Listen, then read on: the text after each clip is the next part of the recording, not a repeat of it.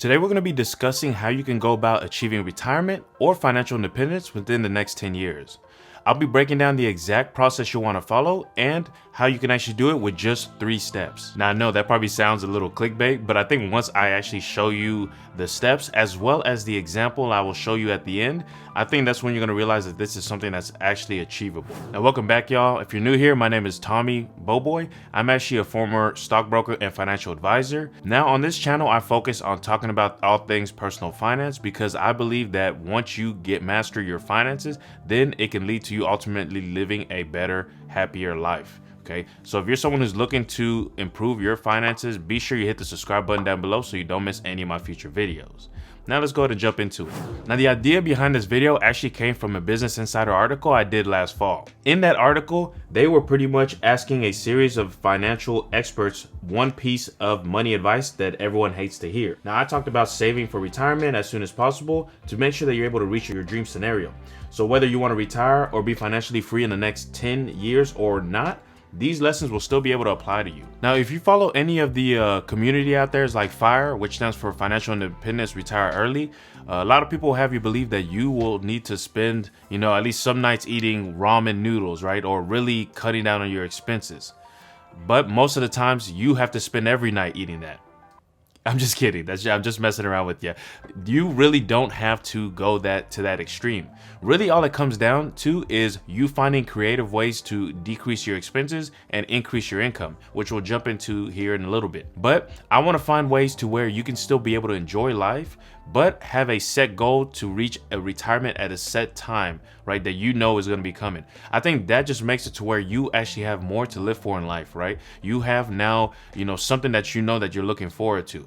Whether it's reaching retirement early or just being able to be financially free and not feeling like you have to rely on your job, whether you enjoy it or not. So let's go ahead and jump into it. Now, step number 1 is going to be set your goalpost. Okay, this is going to be important because this is where you're going to be able to determine exactly how much income you'll need when it comes to the type of retirement that you want in your life, right? Now, the reason why I start with this is because retiring in New York City on Billionaires Row is going to be a lot different of a lifestyle than you living out your life on the beach in Thailand or living out on the coast in Mexico, right? Those are 2 completely different lifestyles that are going to require 2 different income streams or 2 different amounts of money that you're going to have saved up, okay? So that's really why I want to make sure that you follow these specific steps, okay? Now, the first part is you're going to have to decide where you want to spend your retirement, right? Are you going to spend your retirement in your hometown where you've been growing up or where you've been living pretty much all of your life? Or do you want to retire in another country? Or do you want to retire at, maybe you visited Mexico multiple times and you found that that's where you feel the happiest and that's where you want to spend the remainder of your life. So this is going to be critical, right?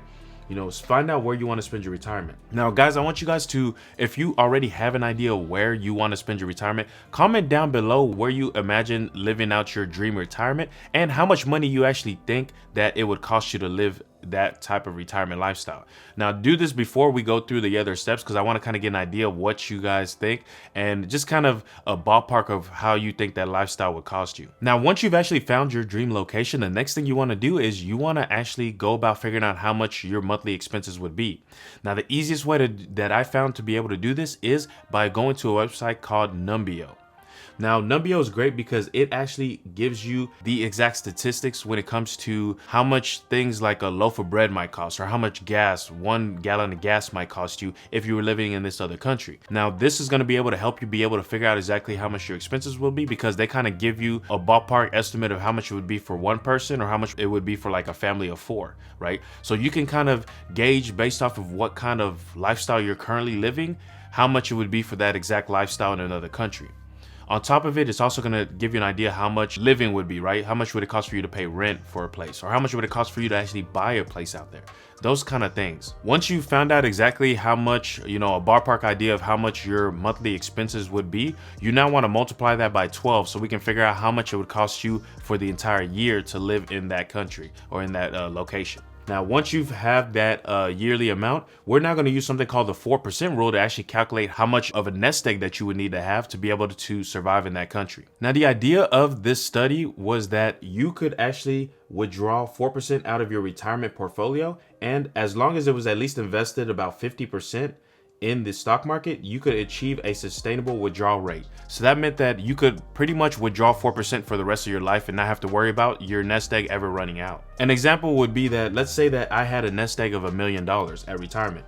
The 4% rule would mean that I could safely withdraw $40,000 a year and never run out of money. So the great thing is, because of this 4% rule, what we can do is, once we figure out how much we need per year to live our dream retirement, all we have to do is divide that by 4%.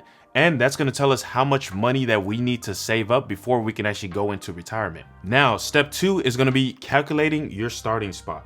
Now we got to figure out, where are you currently? That way we know, hey, that's the goalpost. We know where we're going. We know where we're starting, and we can kind of figure out what's going, like what the middle ground or what ground we have to make up to get there. So first, what you're going to do is you want to calculate how much you have as assets, right? Do you already have an investment portfolio or a retirement account going?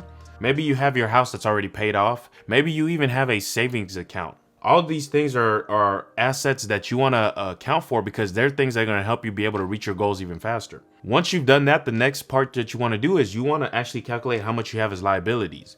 If you have things like credit card debt, student loans, maybe you have a mortgage on your house, those are all things that you want to start accounting for, because some of those things you want to get rid of before you actually start getting into the investing and actually building up your nest egg. Another liability is you want to already take account of how much you have when it comes to monthly bills. In the next section, that's going to make a lot more sense of why you want to know how much you're spending when it comes to, electricity, rent, maybe car note, whatever the case may be. Now that you have a snapshot of your assets and your liabilities, next what you want to do is you want to be able to calculate exactly how much you need to be saving monthly versus how much of income that you're bringing in. The reason you want to calculate the difference is because, if you were only, let's say you were making $1,000 a month, but you had a retirement savings goal that you wanted to reach in the next 10 years, but you had to be saving, $2,000 a month, then we know that there's a difference of $1,000 that you got to make up, right? And so basically what you want to do, there's really 2 different calculators that I look at for you to be able to, get the most accurate data for this method. First, what you want to do is you want to start using a paycheck calculator. I recommend there's a paycheck calculator from Smart Assets, and the calculator allows you to see exactly how much money you make after tax. Now, once you've calculated how much money you make after tax, then you want to use an investment calculator. And what the investment calculator is going to allow you to do is it'll let you have an idea how much money you need to invest every paycheck or every month for you to be able to reach your retirement nest egg that you have planned. So if you want to save up, you want to have $1 million saved up, then you can use that calculator and type in exactly how much time you have, right? So how many years do you have until retirement or financial independence? And I typically use the investment rate of 8%. Right, so annual rate of 8%. That's pretty much industry standard in terms of how much the stock market does over time. So I typically leave that at 8%, and then I'll just kind of mess around with the numbers in terms of how much I'm contributing every, biweekly or bi-monthly, biweekly or monthly, depending on how you get paid, right? And so I just kind of mess around with those numbers until I get to I reach the end goal that I want. So if I know, hey, I want to save up $1 million in the next 20 years, I'll set the years to 20, 8% as the annual rate, and then I'll keep messing with the numbers until I get to $1 million. Okay. So I'll mess with my contribution amounts and I'll keep increasing them. Maybe I'll have to change the years a little bit, and that'll kind of give me a realistic expectation of what kind of goals I can reach. Now, just to give you a little more context, realistically, you want to save at least 20% of your paycheck. Okay. So that's kind of comes from, there's a thing called a budgeting technique called the 50-20-30 budget rule. The idea is that you want to allocate 50% to your needs, 20% to your savings, and 30% to your wants, right? And you can check out a video I shot, I'll link to it down below, that goes more in depth on this and touches more specifically on how much you should be paying for things like rent, and other expenses based on your salary. So I'll link to that below. But the idea is you realistically only want to save, or only you want to save at bare minimum 20%, but typically you want to save even more, especially depending on your goals. If you see that 20% is not enough for you to reach whatever goals you have, then you know you can just increase that amount, and you just have to be a little flexible in other categories. And that's what we're actually going to be touching next on the following step. So step 3 is bridging the gap. Now, with bridging the gap, you got to make a plan to be able to bridge the gap. And this comes to really 2 different parts, right? One part is increasing your income, right? You got to find ways to increase your income, whether that's, side hustles. Maybe you're trying to get a raise at work. It might even be you shifting into another career path, right? If you see that, you've kind of hit a glass ceiling in terms of your income in the actual field you're at, or maybe even in your specific company, then it's either you shifting into another career, or you shifting to or trying to get a job at another company that's going to be able to pay you a higher salary, right? But now that you have an idea what the numbers are that you're trying to reach, you can now look into figuring out exactly what you need to do to be able to increase your income. The other aspect is decreasing your expenses, right? You got to cut costs on certain things, right? So if I know that I have a certain goal that I'm trying to achieve, I might have to maybe live in a lower cost area. That might mean maybe I'm living in a cheaper apartment instead of a luxury apartment that I was living in before. Or maybe it might mean cutting down costs in terms of I won't have as nice of a car than I had before. Whatever the situation may be, right? You just got to look at ways that you can maybe cut down your expenses to be able to achieve what your goals are. Now, I typically recommend that you don't cut down your expenses too much. I do think that it's important that you have at least things that make you happy in life, right? You don't want to be in a situation where you've pretty much cut down all your expenses. You're living literally on a famous term called rice and beans, right? You're literally eating rice and beans every day, or maybe you're living off of ramen every single night, right? That would be miserable. I think that it's good to find a happy medium where you're not miserable, right? Maybe you're not going to the club, getting bottle service every single day, right? And maybe that's what you did in the past, and now you're not doing it anymore, but you still doing things that help you enjoy your life. Maybe you're going to the movies, maybe you're going to the club every once in a while, but you're just buying a couple drinks, whatever the case may be, right? So I wouldn't recommend that you go to an extreme unless you're about that life, really, unless you're really built that way, right? So just something that you want to think about is kind of that aspect. Now I want to take you through an example that illustrates my point exactly. Now, but before we do that, I do want to just touch real quick on a little offering that we have called the Everyday Finance Pro Academy. Now, this is something that we kind of set up to be able to give you detailed step-by-step instructions for even exactly what we just talked about, walking you step by step throughout that process and all other aspects of your finances, right? Whether it's dealing with improving your credit, buying your first house, buying your first car, investing in the stock market. We touch on all of those different aspects and try to help you just be able to really rein in your finances as a whole. So I'll link to that below if that's something that you guys might be interested in. Now, for this example, I'm going to be using kind of something similar to a scenario that I was in the past, right? I live out in Dallas, Texas, and I previously thought about moving to Thailand, actually. So I thought about moving out to Chiang Mai, Thailand. This is especially whenever I had just recently graduated and I started doing online businesses. At the time I was selling things on Amazon. I was actually one of the third-party sellers. This is probably around, I want to say 2014, 2015, around 2015. And so I started making some income doing that. And I thought about moving everything out to Chiang Mai, Thailand, and just kind of working from there, since all I really needed was a computer and I'd be a lot closer to China, where my manufacturer was located. It's going to give you a bit of an idea of how I was looking at that aspect, right? So with this, we're going to make the assumption that, hey, you're currently living in Dallas, Texas, and you want to move to Chiang Mai, Thailand. Now, a few other assumptions that we're going to do is that, one, I'm going to assume that you're living somewhere near, or you're making somewhere near the average salary in Dallas, which is $72,000 according to PayScale, and that you're moving alone. Also, using the site that I mentioned previously, Numbeo, it actually states that moving to Thailand is going to cost you about $531 a month in expenses. That's not including rent. Now, if we actually look at rent, we can see that a 1-bedroom in the middle of the city center would cost an additional $380 a month. And that brings our total expenses to $911 a month, or $10,932 a year. So we can say about $11,000 a year.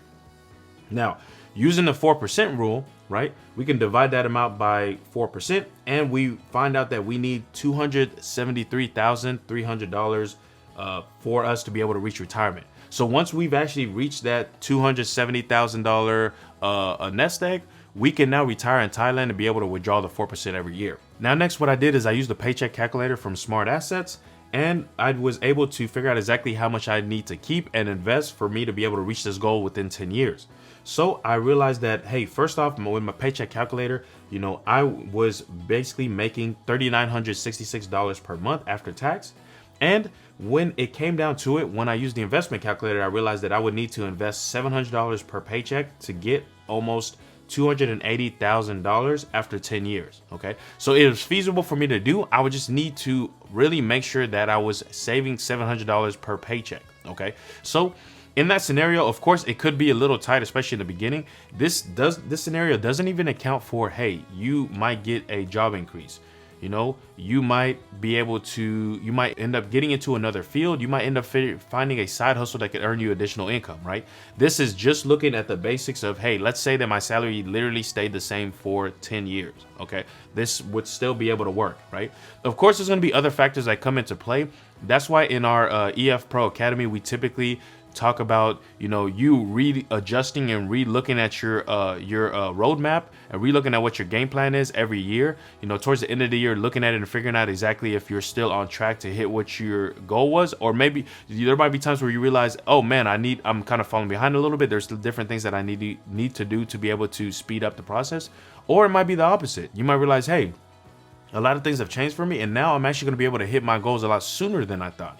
Okay, so that's what I really love about this process is, you know, it's not something that's set in stone, right? It's just you're kind of getting a ballpark figure, and you're kind of working to, you know, reach that goal sooner, or, you know, you might have to make adjustments to make sure that you're still reaching the goal on time, right? And it's really flexible. So some of you guys might be thinking that we touched on investing and you need more information on investing. What I'll do is I'll link to videos that I've shot in the past that kind of touch on what I recommend as the best investment strategy, especially for achieving what we're talking about here in terms of being able to retire in 10 years. I'm going to link to that video here that you can take a look at and watch and understand the investment strategy that I was referring to that works perfectly hand in hand with this method. I'll also link to the 50-30-20 rule down below, as well as I'll try to link to these videos that I'm mentioning here on the side as well, so you can watch those there. Okay, so that's gonna be pretty much it for this video, guys. Make sure you check out the links in the description. Also, be sure that you comment down below any information or any other questions that you might have. That way I can get an idea, you know, if I'm heading the right track or what other information that I need to shoot videos on as well. Okay, so that's gonna be it. Be sure that you like this video and hit the subscribe button so you don't miss any of my future videos. Thanks for watching, and I'll see you at the next one. Peace.